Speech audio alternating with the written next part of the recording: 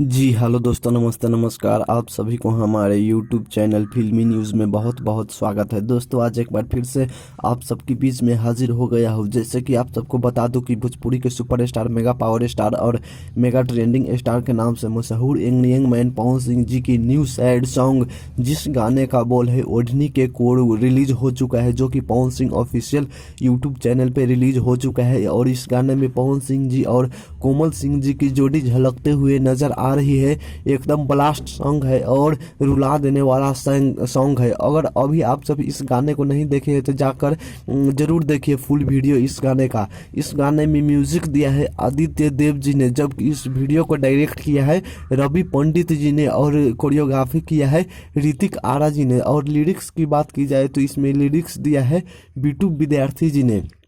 और इस गाने को मैनेज किया है इंस्पायर म्यूजिक और पवन सिंह जी की मैनेजर अमित सिंह जी ने इस गाने को मैनेज किया है। तो यह एकदम सैड सॉन्ग और बॉलीवुड टाइप का एक बहुत ही महंगा सैड सॉन्ग लग रहा है। और पवन सिंह जी और कोमल सिंह जी की जोड़ी पहली बार इस गाने में दर्शाया जा रहा है।